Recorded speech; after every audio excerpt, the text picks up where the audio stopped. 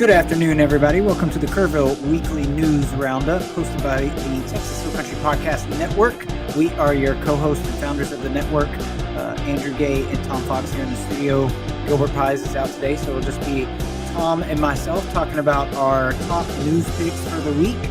So without further ado, let's get to it. It's about 4:15 here on another hot, sunny Hill Country day, but it's not 106, so that's good. I think that was yesterday, so hopefully we broke that streak, but let's get into it. Tom, what you got for us today, sir? So my first story is the Caillou Foundation has agreed to host the statue honoring Kerrville resident and Heisman Trophy winner Johnny Manziel.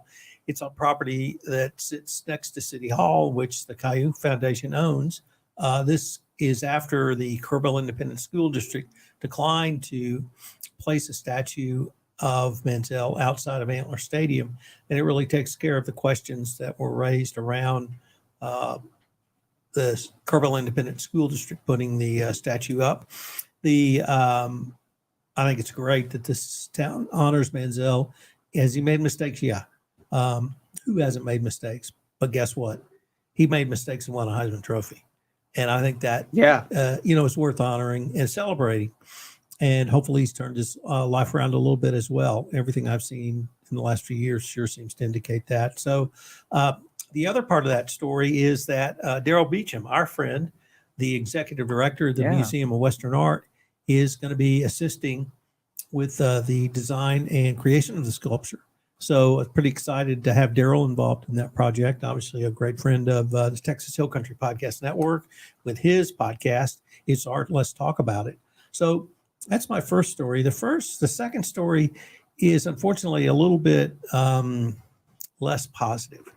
And there was a shooting outside of Mountain Home this week where police officers, or at least public service officers, went to make a welfare check on a resident, and the resident yelled at the police officers, then opened fire on him, and they returned fire and killed him. And according to Louis Amstoy in the lead, and originally the story said that the officers involved came from the Department of Public Safety or Texas game wardens. However, the DPS released a statement that said it was the Kerr County Sheriff's Office. The Kerr County Sheriff's Office released a statement saying there were no deputies involved in the shooting. So at this point, it's unclear who is involved in the shooting. And we're going to have to just wait for more details on that. It's certainly a tragedy. That is tragic. And one more tragedy I have to mention. I don't want to sound like a downer, but it was a horrible car accident on, I think, the Fredericksburg Highway. 5 people killed in 2 cars, one car with a solo driver and a second car with 4 males in it. The second car was passing in a no passing zone and hit the second car, and all passengers were killed. I don't know about the seatbelt situation or any of that, but it's just a reminder to please be safe when you're out there on the roads. No passing zones for a reason. It's usually because there's limited visibility going forward, and the people on the other side of the road generally have to trust that someone is not illegally passing as they're going up a hill, because as they crest that hill and somebody's coming the other way, there's no way, no safety maneuver or emergency maneuver you can do to get out of the way. So please be safe out there. Follow the state's safety signs and highway signs. They're there for a reason. They generally work. So be safe out there. We're moving towards, a few holidays in the late June, early July, to celebrate the birth of our country.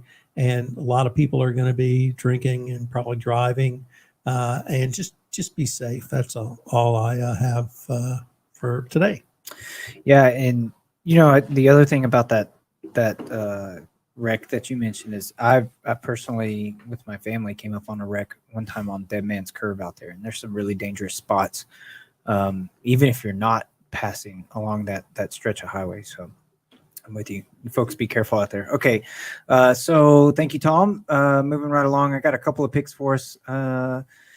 Just mainly events. So the first one I wanted to mention coming up to almost said tomorrow, not tomorrow because tomorrow's Friday, but Saturday there's a Hill Country author, Larry Morris, that is a sci-fi author, and he has a book called Salvage that he's going to be discussing. He's going to be talking Saturday at the library, and I thought that was worth mentioning just because we here at the Texas Hill Country Podcast Network have a wonderful host and podcast that revolves around hill country based authors.